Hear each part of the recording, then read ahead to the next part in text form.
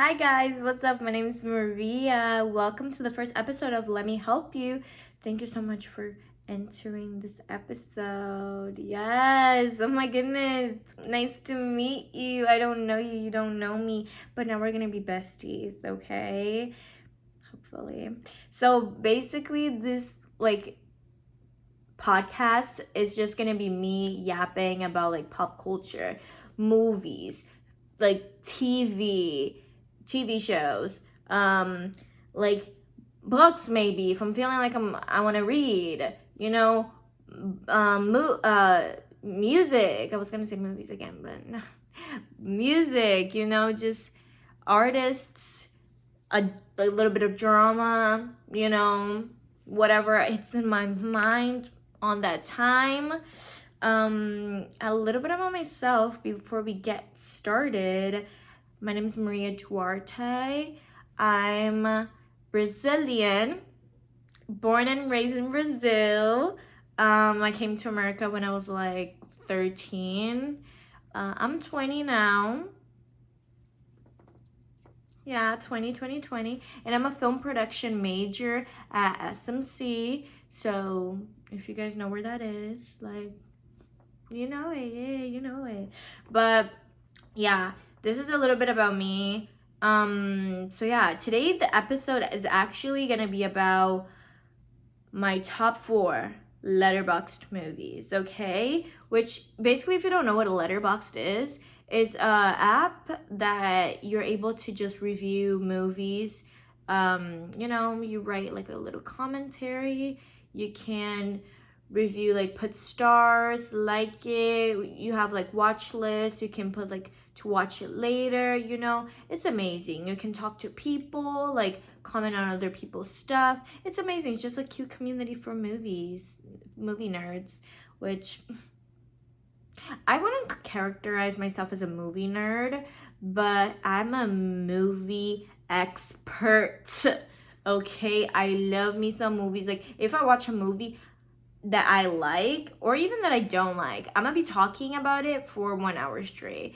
And that's why I made this, because literally I don't have that space to yap my people's ears off. And if you like movies, oh my goodness, this is the best way for you to be here. Thank you. But yeah, today I'm gonna, for you guys to know me a little better, it's the best way is asking a person what's their top 4. What? And please let me know your top 4 in the comments. Please. I would love to know.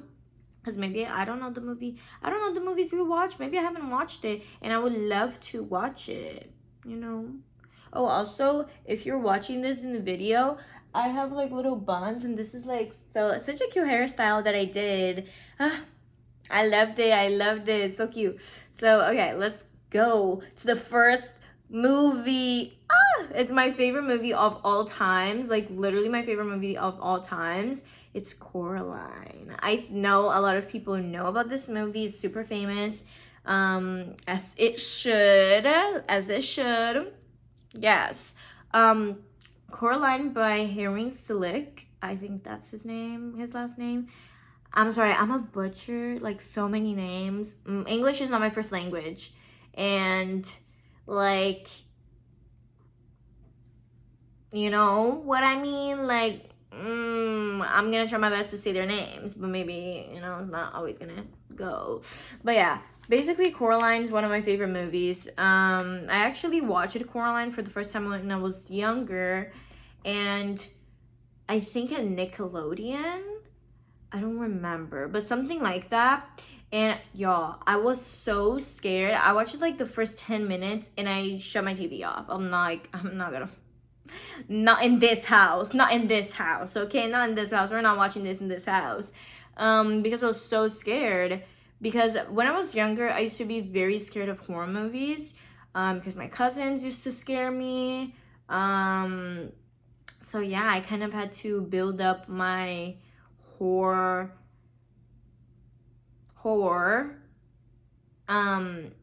kind of movie likeness. Now horror movies are my favorite genre, one of my favorite genres. I love it. I think it's so cool. That and suspense and drama. I love it. I love it. I love it. But yeah, Coraline became like I came back to Coraline when it was quarantine. I think it was like the first month of quarantine, and I was just bored. I was genuinely bored, and I put like full movies to watch on YouTube, and I think one of the first movies was Coraline, and it was just like the whole movie there, and I was like, whoa. And also back then it was like when I was like learning perfecting my English. So watching that movie was amazing. It was like so good. Like I watched it so many times. Ooh, I love it. Me and her, we were like this. Coraline, we were like this. We were twins. Like that was my girl. I was her. Like I felt her. I was like, girl, I get it. I get it. It's rough out here. It's rough out here. If I found like a little tiny door in my house, I'll probably get in too. You know what I mean?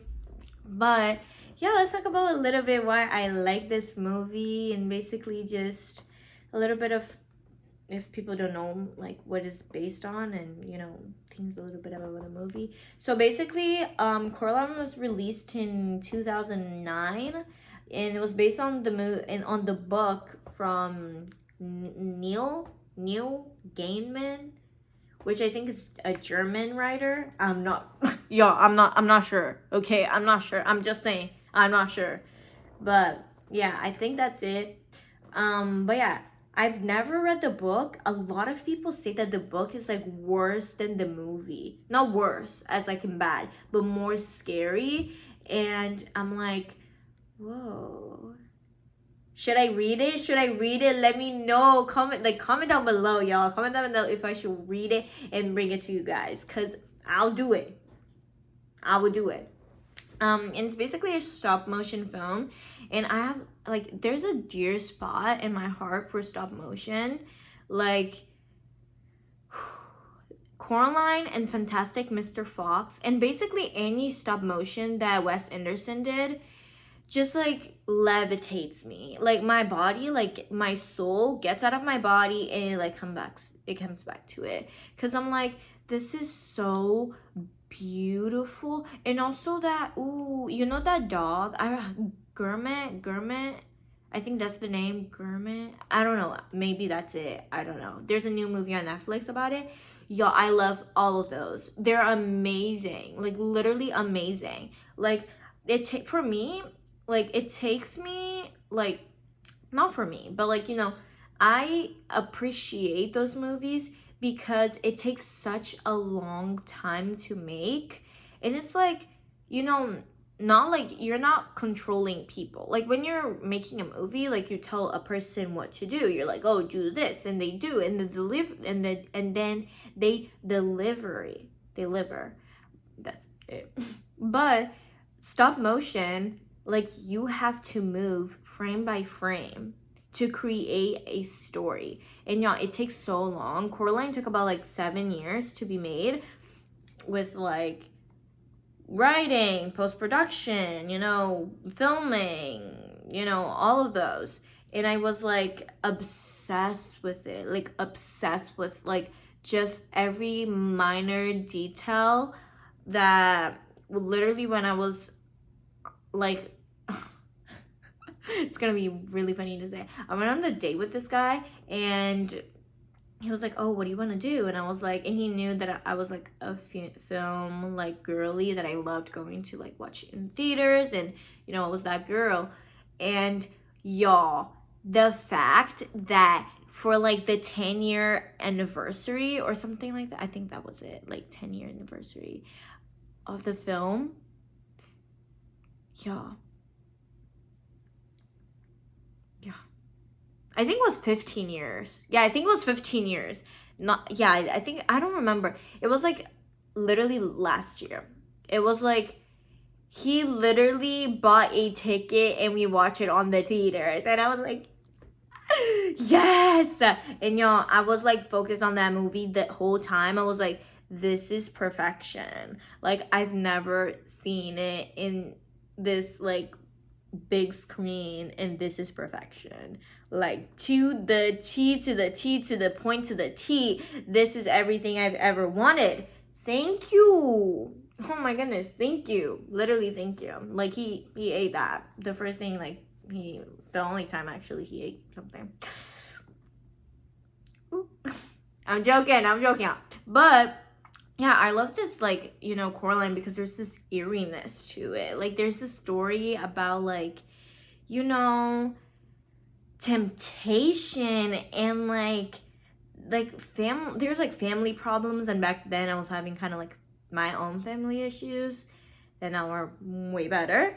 But it was just like, you know, moving and having no friends and kind of having to explore that world, and you know, the temptations and desires that we want, like, that like kind of were given to us but by bad people. You know what I mean? Y'all, I was Coraline. I literally was Coraline in America. I literally could make a movie about my life, and it could be like, it was gonna be like Coraline in America. You know what I mean? Because like, when I first came to America, I always thought like, you know, I came with a lot of expectations, and those expectations unfortunately weren't met.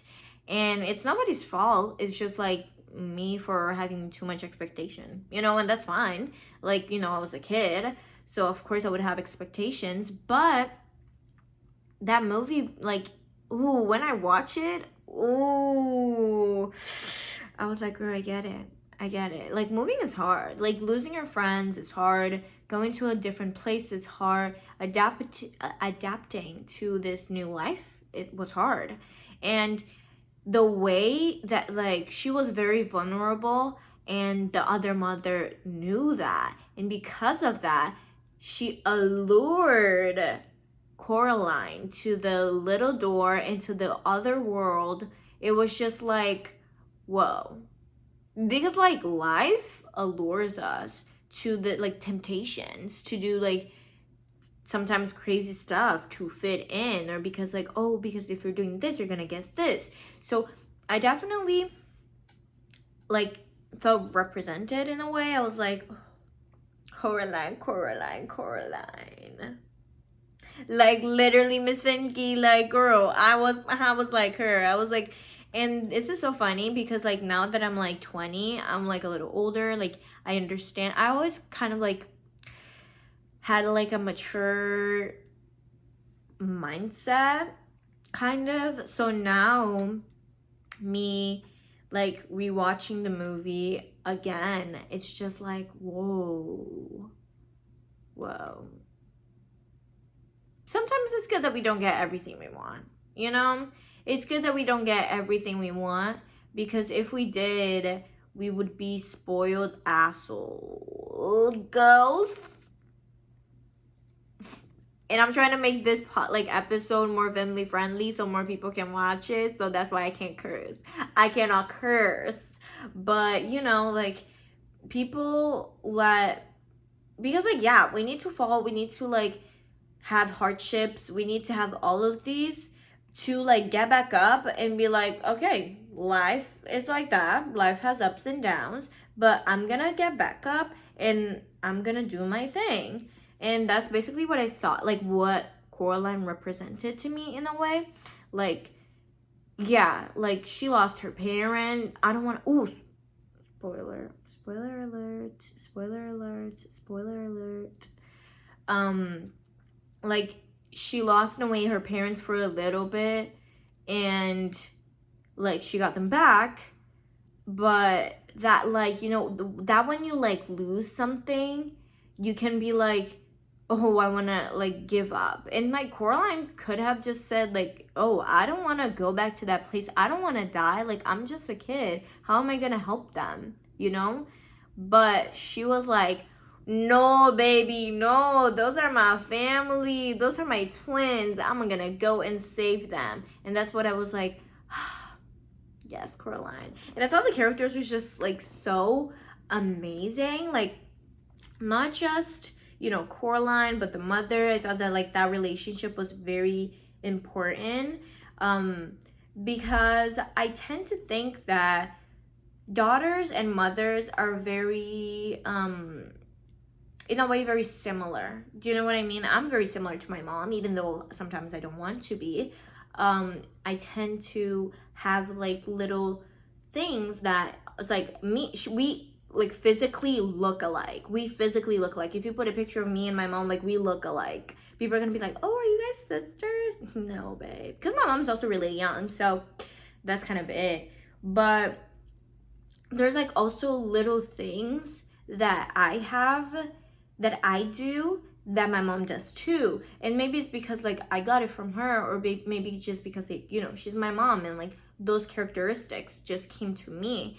And like Coraline's mother has characteristics that like came to her. You know, even though um in the beginning Coraline's mother, the real mother, felt a little like, you know, isolated and from that relationship with Coraline and kind of pushed away in a way, even though I don't think that was the way, because even when she was in the store buying clothes to her, she tried to, you know, make Coraline happy. She tried to comfort Coraline. Even though we weren't getting exactly what we wanted from that relationship, like that was her mom, you know, like she was doing what moms do. Like they didn't have the like like $1,000,000 $1,000,000,000,000 to buy or get whatever Coraline wanted. And when I was a kid, I was like, damn, this mom is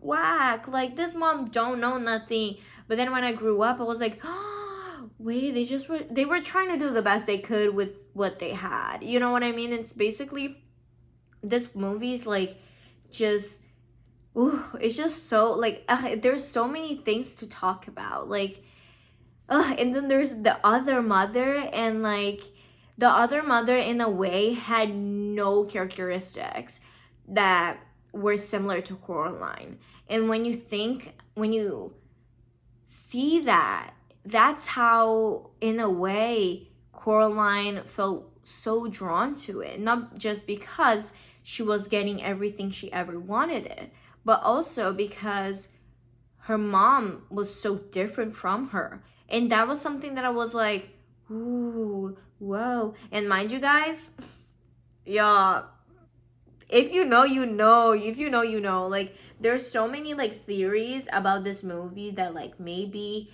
like, the other mother's still there. Like, maybe, like, the other world is still, like, a lot, like, you know, still up. Like, you never know, you never know. Coraline gave the key back. You never know. And like I believe in a lot of those. I do believe that Coraline did like put the key back to the in a way other world, because that whale like in the beginning, oh, you have to watch the movie, it's amazing, y'all.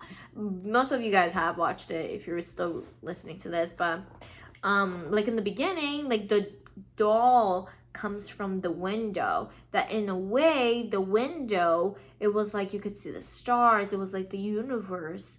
And like then she was sewing and yada yada yada, and far back to like YB saying like, oh, you can, like people say that like you can see the stars from it, like yada yada yada, like when it's like daytime, you know.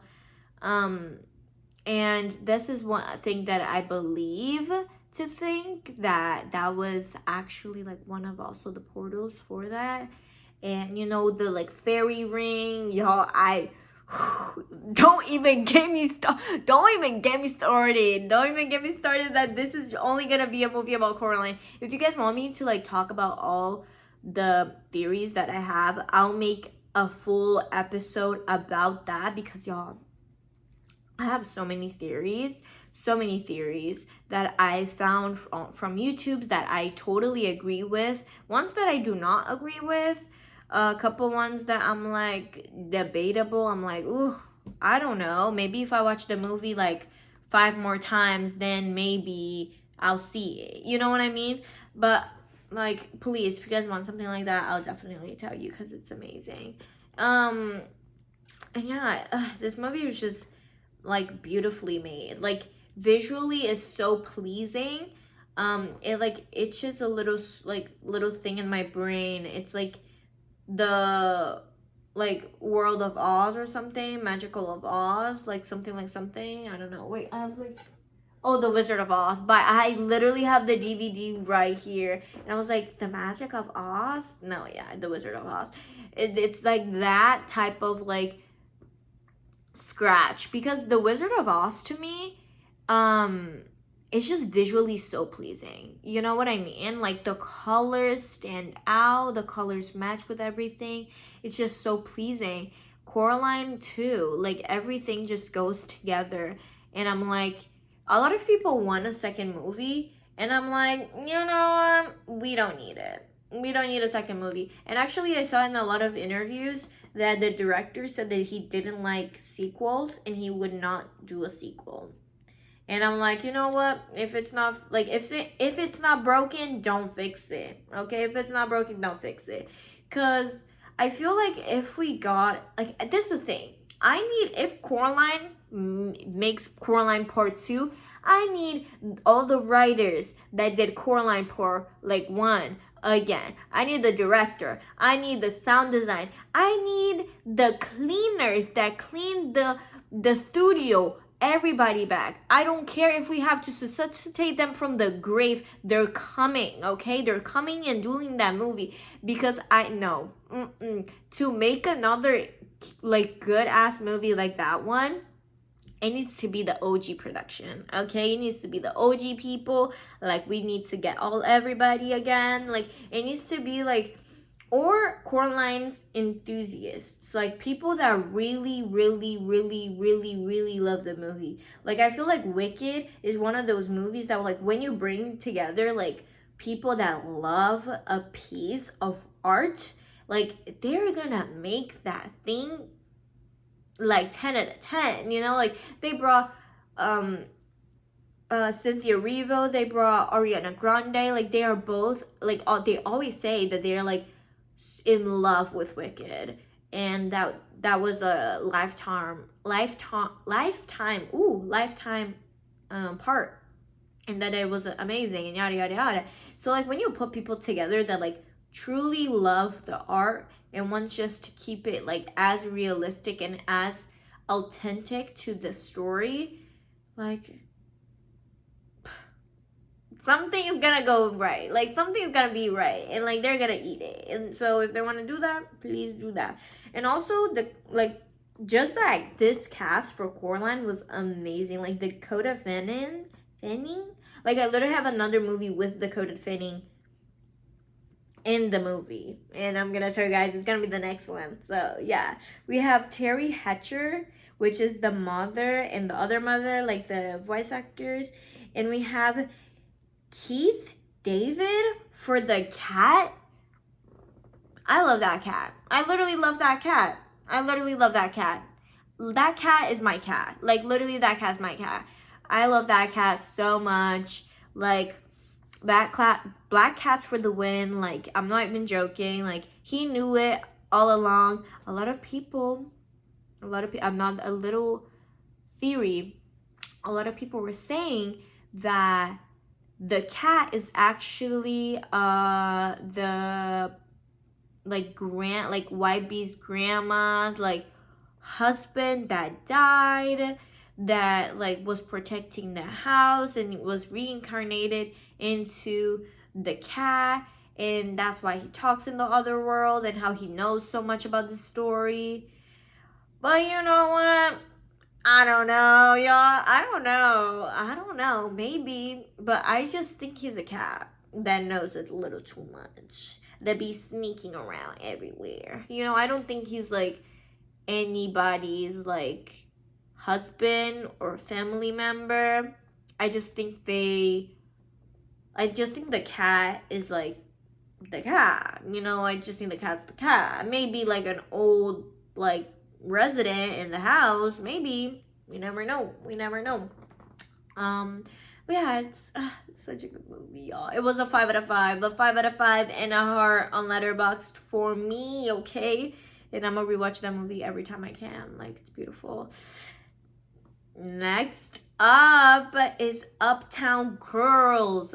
Yo, if you guys have not watched this movie, what are you doing? Like, literally, what are you doing? This is such a beautiful movie with, like, Brittany Murphy and Dakota Fanning. And there's also, like, other amazing actors. And, like, this movie, again, y'all, talking just about, like, you know, how it's like a coming of age movie and like kind of finding yourself. And basically it's just about like, you know, family. By the way, I have like a cheat sheet of like the things that I'm like looking down, because this would have been like all over the place if I didn't do that. But it's just basically a coming of age movie, and like in a way I say coming of age because Dakota Fanning is small, like she's a kid, and like a finding yourself point of view for Brittany Murphy because she's like older and she's like kind of navigating herself in the world and learning how to be independent. Because basically Brittany Murphy, her character name is Molly. So Molly had a rich dad and he was a musician and they lived in New York, and she had this own cute place by herself, and her dad died, leaving her I think both of her parents died, leaving her like this crazy amount of money, and she didn't really know how to use that money. She kind of like just did whatever she did. And mind you, this is gonna have also spoilers, so watch it on your own behalf, babe. But yeah, Brittany Murphy, like, you know, she splurged that money, but she was a billionaire. Like, she was a millionaire. Yeah, she was a millionaire. She had so much money. She was not scared about anything. She didn't have a job. She was chilling.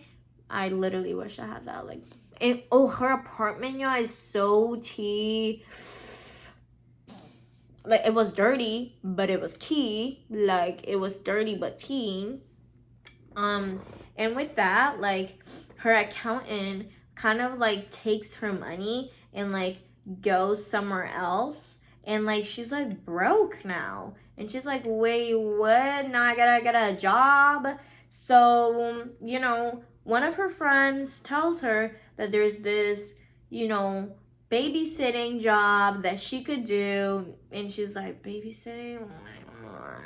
Okay. So she does that job, and she meets Ray, which is Dakota Fanning. And I love that little girl. She's so sassy, and I love her. Like, she's so sassy. I love her. And basically, Ray is also, she also comes from a very rich family.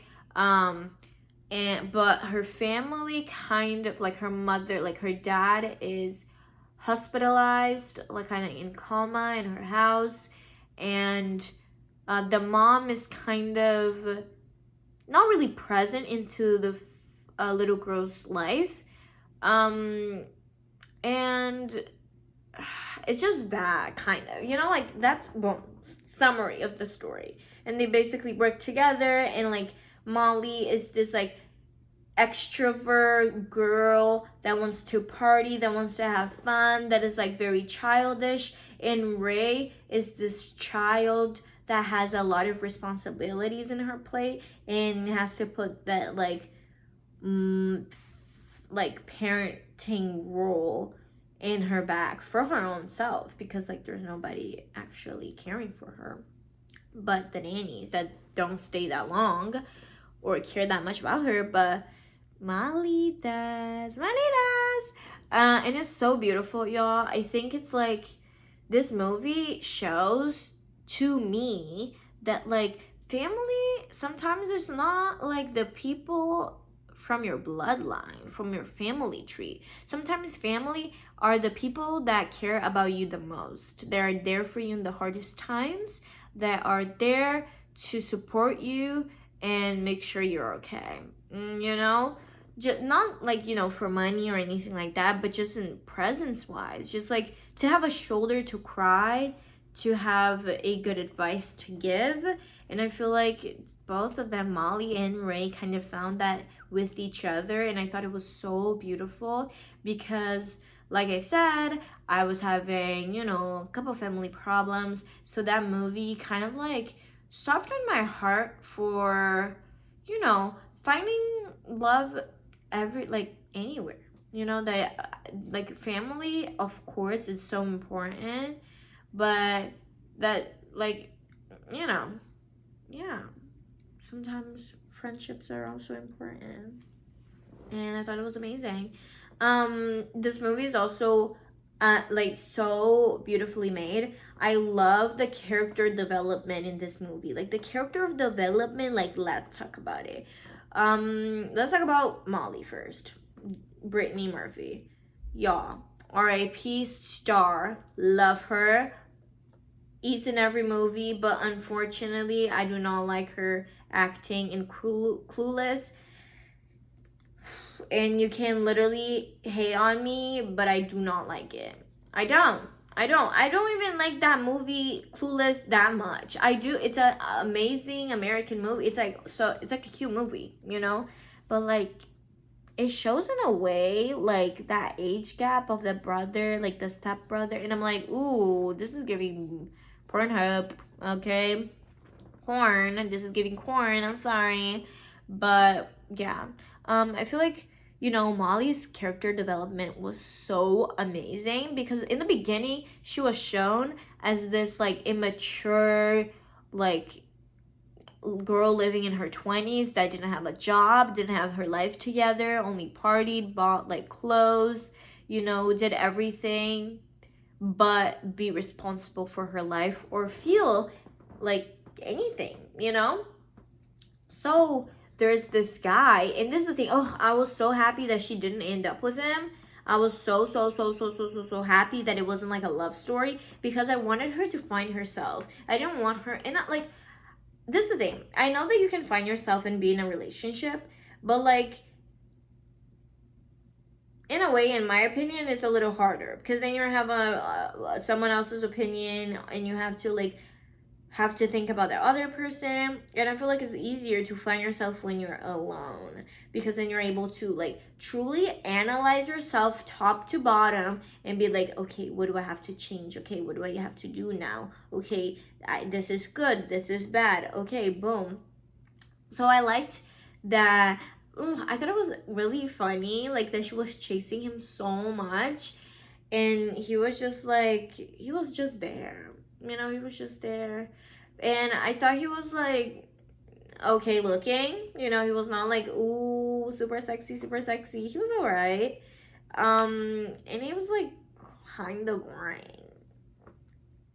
Like Molly, like you can get so much better. I'm sorry. Like I'm literally so sorry. Like, am I wrong though? Am I wrong? Like this is the problem with being with musicians. Like,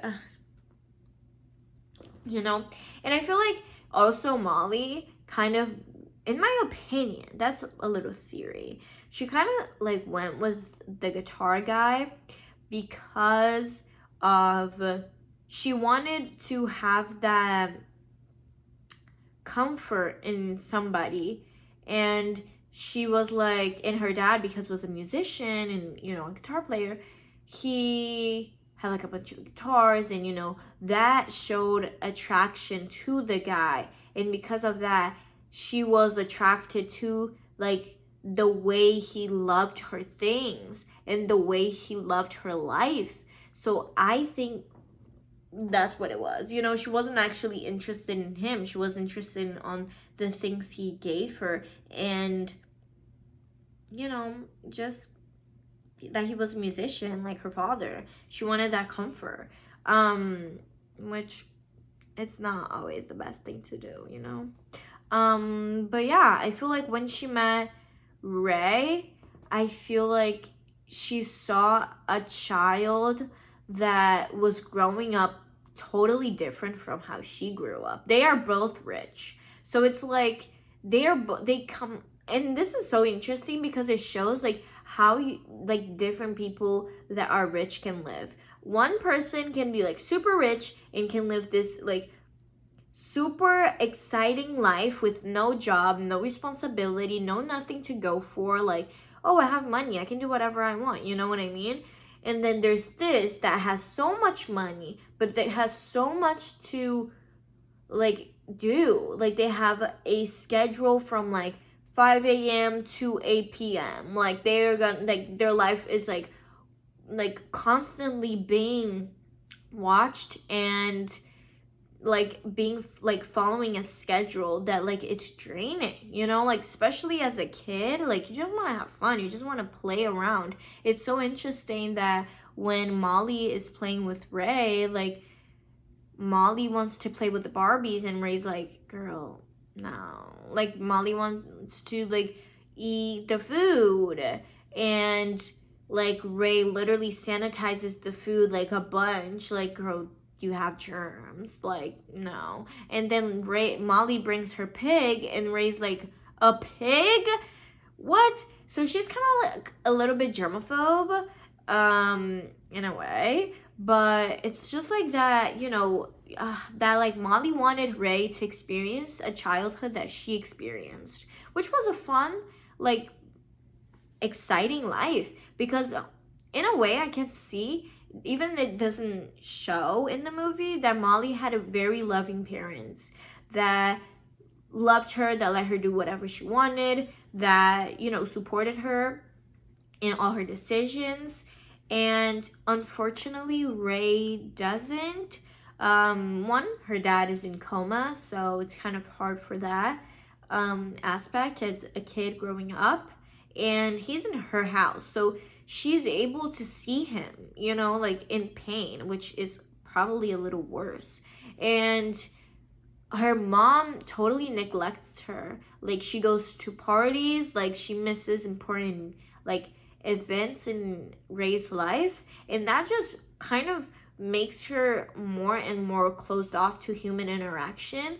And I feel like that really brings them together in the best way possible.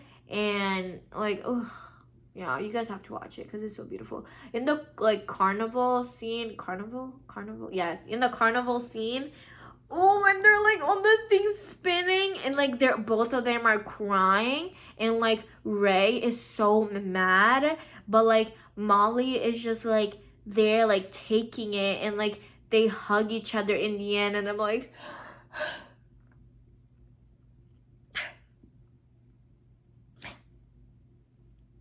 don't do this to me. I literally cried so much. Like, I literally cried so much. When I watch this movie, like, I cry all the time. I'm not, this is, like, and look, I don't even cry with movies like that. Like, maybe, I'm crying more, actually. To be honest, I'm being more of a crybaby right now. Not crybaby, but I'm crying more with movies. I cried watching We Live in Time, which also, what a movie. If you haven't watched it, watch it. Please watch it. Andrew Garfield and Florence Pugh, they were, and the little girl, I do not know your name, babe, but you ate. Everybody in that movie ate. I was like crying. I cried like 3 times. I cried in the beginning, in the middle, and in the end. I was the crying mess. I was sobbing. I was messy. Truly, truly. But yeah, you guys need to watch Uptown Girls. It's so beautiful. It was from the director Boaz Yakin. I think that's how you spell his name. How you say his name. But yeah, it's just such a great relationship. And also, I'm a nanny. I used to be a nanny and like, you know, babysit. So, and my mom is also a nanny. She's a full-time nanny, and we always kind of talk about how sometimes nannies take that parental role in the lives of a kid, because they see, like, kids see nannies more than their mothers or their fathers, so they like have a more stronger connection with them, which, oh yeah, ooh, it comes in the heart, you know, it comes in the heart, you know, it comes in the heart. It's crazy. You guys should watch it. It's amazing. I love it, love it, love it. Next one. I'm gonna go fast now. Y'all, Sean Baker. Ooh, Sean Baker. Sean Baker, y'all, is my favorite director. He's my favorite director of all times. I love him. He is, wait, let me get up. He is my favorite director. Wow, he's just he. I actually saw him live. I saw him in person, y'all. Him and Mikey Madison when I watched like one of the screenings for Honora.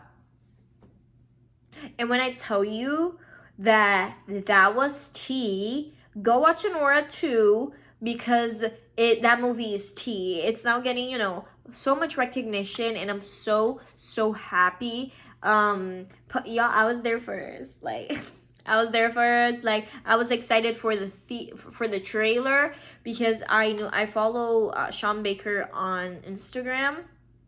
It's like Baker Movies or something like that. And yeah. Like I was excited, like when he dropped that like Nora was being made, and that there was like he released the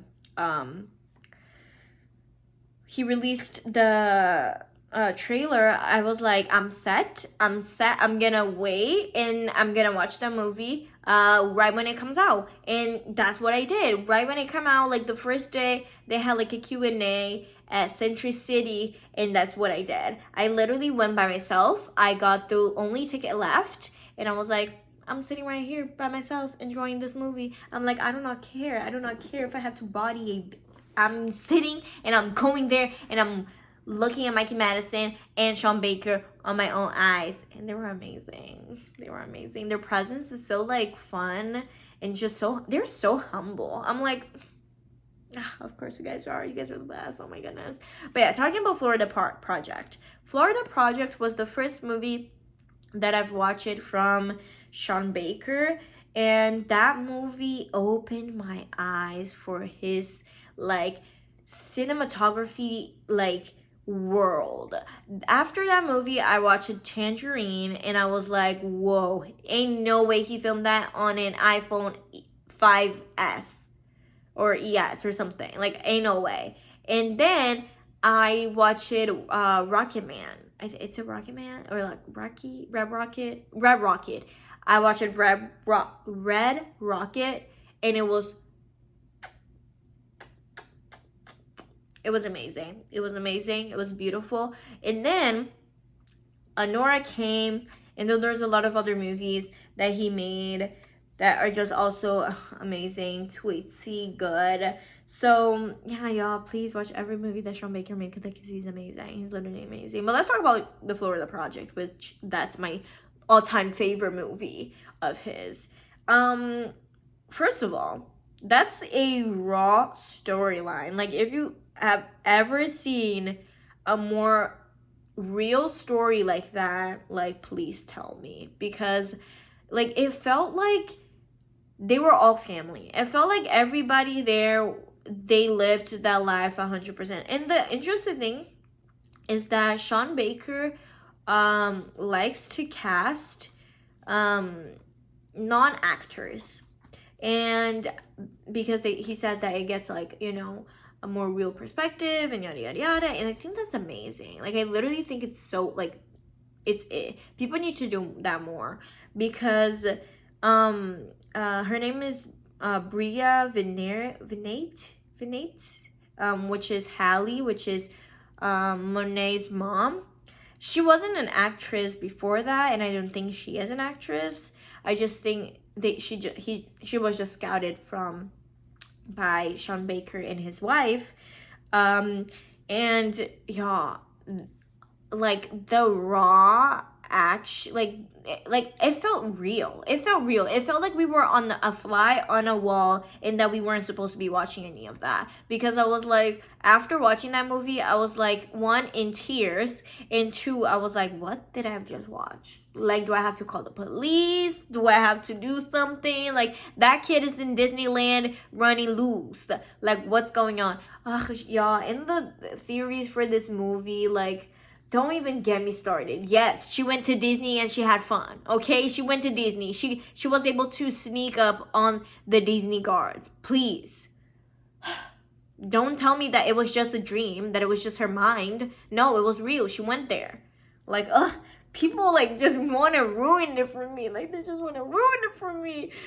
But yeah, y'all, like, it was so, it's so sad. It's so sad. I love that this was truly just like, in a way, it was a coming of age movie.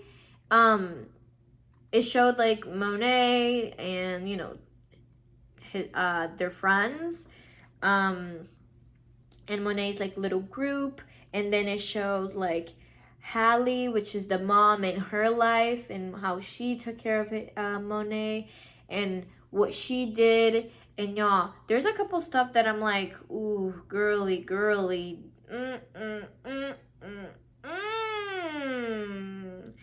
But then there's another things that I'm like, like I said, like, you're just doing your best with what you got. But like we listen and we don't judge, but unfortunately sometimes I do listen and I judge, because I'm like, if you watch the movie, like, you're gonna understand. There's a couple scenes that you're like, she in a way put her daughter in danger, not truly danger, but in like like weird scenarios, which if you go see, like, I'm gonna just say a little bit, like in the bathtub scene, Monet is like taking a shower, and her mom says like, oh, like don't go to the room, like stay here, like play a little bit, and the music is like super loud. And if you know, let me hold your hand. If you know, you know. That's what I'm gonna tell you. If you know, you know. People were getting their beanies down on that other room for some coins and chains. You know what I mean? Like, this is the most like PG way I can say it. Like, and it was just like, girl, really? So it's like, if you go see, like, there's Haley's mom, which is Ashley, I think that's her name. I don't know if that's her actress name. But yeah, that's the actress name. She also was not an actress. They're both like, you know, scouted from like the streets and stuff like that. Not streets, but you know, from, you know, just regular day. Not from like a casting call or anything like that. She also actually was the one, I don't know if she was the one that called you. No, it was William Dafoe. It was William Dafoe. Never mind, y'all. It was William Dafoe. Also, William Dafoe is there. Ugh. Y'all, my favorite director and my favorite actor, like, together, like, please, like, William Dafoe has like a spot on my heart. I'm literally gonna print a picture of him, like, and put it right here, and you guys are gonna see in the next couple episodes. I'm not even joking. Am I gonna do that? Because I love William Dafoe. And then I'm gonna put it right here, Sean Baker. I'm not even joking. Like, I love William Dafoe so much. He ate in that character up. I feel like, in a way, like, yeah, like, I felt like bad. I felt bad for, you know, Hallie. I think that's her name, Haley. The mom, Monet's mom, for, you know, getting CPS. I think that's what it is. CPS called on her, and, you know, her daughter was being taken away from her. But also, she wasn't putting Monet in the best, like, you know, environments. You know what I mean? Like, she was protecting her, but like, not how a mom should have done. And like I say, and I always say, like, she was just doing what she could with the things that she had, which was not a lot. You know what I mean? And I just feel like, ooh, ooh, like, so it's super, like, crazy how, like, Haley really thought, like, Scotty's mom, because they have a fight. If you go see the movie, like, they have a fight because, like, you know, she says Scotty's not gonna be coming to your house anymore because you're, and yada yada yada yada yada, and she's like, what, girl, you're like, and they squabble up, like, for real, they do that, like, they squabble. So yeah, like, it's just so sad, like, to see that miscommunication can happen. And Scotty's mom had 100% the right to say, I don't want my son coming to your house when you're doing those things. Because it wasn't a house, it was like a hotel room. So it was like, girl, it's just one room in that whole place. You know, like, so they were 100, she was 100% right to, like, say, no, he's not coming. But I'm kind of sad that she said that Monet and him weren't able to hang out anymore, because I don't think it was the kid's fault. And that kind of, you know, broke them away in a way that, like, they were friends. They were super cute and close. And I was like, oh. But yeah, the story is amazing. It's like a brand new fresh story. If you go see the way they filmed it, like a background scenes, so good. Sean Baker is 10 out of 10 director. I want to be one day in the same, like, plays that he's directing, just to sense the presence of, like, someone doing God's work, literally God's work, because he's able. And I love his, like, tactic of filmmaking, because it's like, you can make a movie that is not that expensive. You know, you can make Nora, I think, costed, like, I'm not even gonna say it because I don't know, maybe like $10 million, maybe that. Like, Florida Project was like 4 million. And, like, in movie scenes, like, y'all, in movie, saying movie wise, that's nothing. Like, that's literally pennies. Like, you gave them pennies to make history. Because this is history, babe. This is history. I love this movie so much. Go watch it. I gotta go. Next one. Prisoners by Denis Villeneuve. Director that did Dune 1, Dune 2, Blade Runner,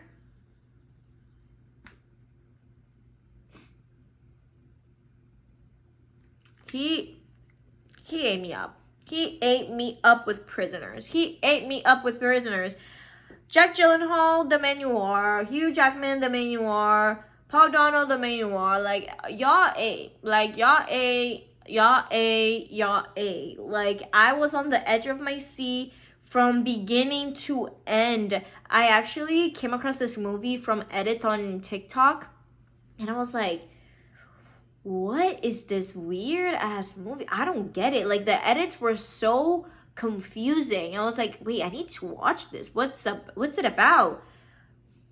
Yeah. The craziest plot twist in the end. I'm not even gonna really talk about it because I want you to go watch it. Because if I say anything, it's gonna ruin it for everybody. But this is the only movie that I'm like, the only things I'm gonna say, it's like, this movie it really shows, like, how a father would do anything, how far a father or how far a parent would go to get their daughter or their son back, and, like, how far they would, like, do to save their family, you know? And also, like, amazing plot twist. Whoa. And it's not just one, it's like 2, okay? It's like 3. Bro, it's plot twist after plot twist after plot twist. You're like, oh. This was me. I was literally, like, in the end, and I was, like, watching, like, at night, and then I was just like, wait, what? Nah, wait, what? You know what I mean? That was how I was watching it. And I was like, ain't no way. And then the ending is so unexpected that I was like,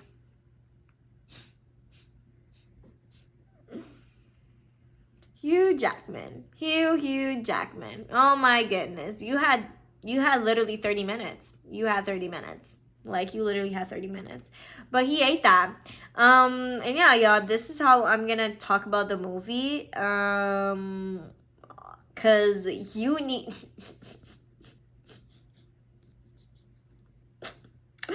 you need to watch it for yourself. Cause yeah, they ate on everything. They were starving. Okay, and when they got their plate, they literally licked the plate clean. Cause that's how they ate. Like, they literally ate the whole thing. You guys got it. I'm gonna stop.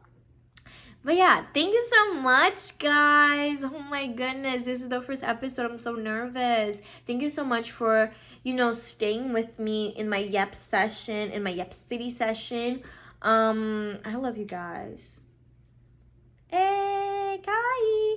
I love you guys. Thank you so much for staying until the end. If you have my Letterboxd, my Instagram, my other Instagram, I have a bunch of other Instagrams. They're all gonna be in the screen and in my bio, probably in my bio more if it's not on the screen. So go check it out.